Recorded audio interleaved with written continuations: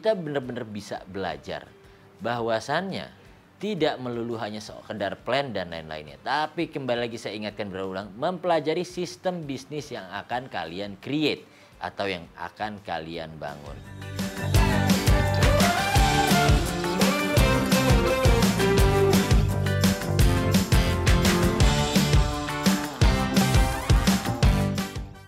Nah, di video-video sebelumnya kita udah bahas semua tentang yang internalnya, termasuk keuangan, bagaimana cara kita membangun sebuah bisnis dan lain-lainnya. Gimana kalau seandainya kita dihadapi oleh sebuah faktor eksternal, tapi yang dapat dikatakan juga menjadi sebuah kunci kesuksesan dalam bisnis. Misalnya, bidang usaha jasa. Apa sih sebetulnya aspek yang paling pentingnya? Ternyata adalah manpower itu sendiri. Kenapa manpower? Karena bisa dikatakan bisnis jasa memberikan layanan. Layanan kembali ke orangnya. Sebetulnya bisa nantinya menjadi aspek yang positif atau bisa juga menjadi aspek yang negatif. Cukup bangga dengan diri saya sendiri, bisa dikatakan self appreciation, tapi bukan berarti sombong atau seperti apa. Tapi terkadang self appreciation itu kita bisa mengulas balik pencapaian apa yang sudah kita capai dalam hidup, terutama dalam pencapaian prestasi. Terkadang asal bicara pun tidak bisa memberikan kepercayaan kepada orang lain. Tapi ketika ada bukti prestasi, itu sudah tidak bisa ditampik. Menjadi salah satu atau bisa dikatakan masih satu-satunya seorang wall educator. Jadi wall itu adalah alat cukur nomor 1 di dunia untuk saat ini. Saya cukup bangga menjadi perwakilan educatornya untuk yang pertama kali di Indonesia mewakili wilayah Asia Tenggara. Dimulai dari situ, tidak hanya berhenti dari situ, pekerjaan sebagai bank dan juga paralel sebagai tukang cukur juga menaikkan nama saya pribadi di sosial media sehingga orang punya rasa penasaran. Siapa sebetulnya Iman ini? Jadi ketika nama tersebut, brandingan tersebut telah berhasil saya bangun, disitulah Hairnet Studio mulai berdiri. Di mana banyak orang yang ingin join, ingin bergabung dan kemudian ingin menerapkan kesuksesan yang bersama, belajar bersama. Sehingga dari mulai bargaining power tersebut sudah mendapatkan satu poin penting di mana penghargaan yang luar biasa oleh karyawan-karyawan Anda. Sehingga nantinya kolaborasi kerjasama antar tim itu pasti akan terjadi. Habis itu kemudian poin keduanya adalah di mana meningkatkan kapasitas kemampuan pegawai. Dan disinilah kemampuan pegawai tadi tidak bisa kita hanya sekedar asal pilih. Banyak penilaiannya, kita harus mengajarkan mereka apa itu arti makna first impression. Di mana bidang jasa mereka bertemu langsung dengan klien, kalau seandainya first impression yang mereka jelek, itu udah tidak bisa dilanjutkan lagi.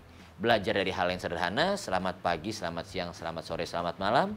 Memperkenalkan nama mereka, mereka tahu identiti mereka masing-masing. Dan tentunya 3 kata utama yang harus selalu kita gunakan untuk di era sekarang yang mungkin sudah dilupakan adalah kata tolong, maaf, dan terima kasih. Dari 3 aspek tersebut bisa dikatakan seseorang sudah mempunyai karakter tersendiri yang dimana punya sopan santun, tapi bukan rendahan, lebih ke arah menghargai dan klasi. Dan akhirnya dari situ saya sadar potensi daripada tim-tim saya mampu untuk dikembangkan. Saya hadapkan mereka ke era digital marketing, di mana mereka sudah harus mulai melek menggunakan Instagram, berani berbicara di depan kamera. Karena sebetulnya penghasilan utama mereka tidak hanya sekedar mencukur, tapi mengajarkan bagaimana doing their personal branding terhadap diri mereka masing-masing. Nah, dari aspek SDM ini, kita benar-benar bisa belajar bahwasannya tidak melulu hanya sekedar plan dan lain-lainnya. Tapi kembali lagi saya ingatkan berulang, mempelajari sistem bisnis yang akan kalian create atau yang akan kalian bangun. Untuk aspek jasa potong rambut, manpower bisa dikatakan adalah termasuk aspek utama dalam kesuksesan bisnis ini. Setelah sedikit cerita tentang tukang cukur, kita berlanjut ke cerita tentang BUMN. Sebagai saya bilang ex pegawai BUMN, banyak sekali experience yang saya lewati. Salah satunya menjadi seorang karyawan. Ketika sekarang fungsi saya berubah di Hairnet Studio menjadi seorang pemimpin, saya menjadi tahu persis apa yang dipikirkan karyawan terhadap pemimpinnya. Sama halnya seperti kalian tadi yang saya bilang sebelumnya, kalian harus betul-betul menempatkan diri kalian sebagai customer, bukan sebagai penjual. Dan di sini pun pada saat saya menjadi pemimpin, saya menempatkan diri saya sebagai karyawan, bukan sebagai pemimpin. Dengan demikian, sinergi antara satu pemimpin dengan karyawan itu bisa dapat dijalankan dengan sempurna. Pertanyaannya, terus kalau seandainya nanti karyawannya sudah besar, suatu hari nanti karena di branding, apa yang harus kalian lakukan? Itu termasuk part daripada resiko yang saya bahas di awal. Setiap hal itu pasti akan ada mitigasi resikonya. Jangan sampai mereka menjadi seorang star syndrome, tapi arahkan mereka menjadi bintang yang benar-benar siap menjadi bintang. Banyak halnya seperti terjadi kalau ditanya apakah Harrods ada pegawainya yang keluar, tentu ada. Apakah ada kegagalan? Tentu ada. Justru dari setiap kegagalan itu saya belajar. Saya punya satu cerita yang cukup menarik. Satu tukang cukur saya sekarang sudah menjadi YouTuber dengan 950.000 kurang lebih subscribersnya. Dan mungkin dengan penghasilan dia pribadi di luar daripada Harrods sudah mencapai titik 60 juta sebulan kurang lebihnya. Nah tapi kenapa pertanyaannya apakah dia masih di Harrods saat ini? Masih. Karena dari situlah dia belajar bagaimana menjadi mature atau dewasa. Dan dia selalu merasa di mana ada inovasi dan dia tahu kapasitas dirinya dia dan kapabilitas diri dia. Di mana sampai saat ini belum mampu berpikir secara kritis jangka panjang menjalankan bisnis. That's why dia masih di Harrods karena dia perlu mempelajari bisnis untuk dia mengembangkan ke depannya lagi. Terkait halnya bargaining power, kita kembali lagi kemudian masalah loyalitas. Jangan pernah takut namanya pegawai kalian nantinya akan keluar.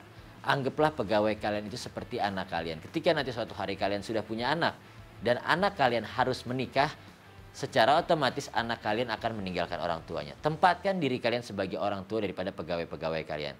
Pertanyaannya, Mas Iman, saya ingin buat cabang baru, tapi saya khawatir tidak akan seramai di tempat lamanya. Itu good question menurut saya. Karena di dalam kondisi sekarang Harrods Studio sedang membuka cabang baru lagi untuk yang ketiga. Itu di Pantai Indah Kapuk. Di mana sebelum saya membuka saya melakukan semua kegiatan yang saya sampaikan di awal. Dari mulai riset tempat, target market kita, lokasinya di mana dan lain-lainnya. Mungkin nanti akan kita bahas di akhir video terhadap 4P, Place, Price, Product, dan Promotion. Tapi di sini kita jangan lari kemana-mana dulu, masih membahas soal SDM. Nah dari segi SDM-nya sendiri, ada standarisasi yang saya lakukan untuk menyamakan hasil dengan Harrods Studio Kebayoran. Jadi biasanya umumnya 1 minggu sampai 1 bulan sebelum buka, kita sudah harus mengajarkan mereka. Ini adalah standar kita. Jangan kalian kurangi standar kita. Jikalau kalian ingin melebihkan standar kita, dipersilahkan. Sebatas itu masih inline dengan tujuan kita. Jadi intinya tidak ada yang instan. Semua butuh proses. Intinya sekalipun mereka sehebat apapun, tapi untuk menjalankan sebuah standarisasi itu lebih berat. Karena itu mempertahankan dibanding mereka mendapatkan sesuatu hal pelajaran barunya. Intinya titiknya adalah konsistensi. Belajar dari hal yang saya sampaikan tentang SDM. Di sini saya ingin tahu penyerapan kalian tentang terkait sumber daya manusia. Apakah kalian bisa mengoptimalkan secara 100% untuk usaha kalian. Sekarang saya ada tantangan, kriteria seperti apa yang kamu cari saat kamu membuka sebuah rekrutmen. Langsung share di kolom ini untuk kita mengetahui apakah itu tepat atau mungkin itu kurang tepat. Di video selanjutnya kita akan membahas tentang diferensiasi atau perbedaan yang harus kita lakukan pada media sosial. Branding atau pemasaran buat diri kita sendiri itu nggak sama dengan branding untuk perusahaan yang akan kita bangun atau istilahnya adalah corporate branding dan personal branding. Gimana sih cara diferensiasi media sosial buat bisnismu? Langsung aja klik tombol next-nya. Stay with me, baby.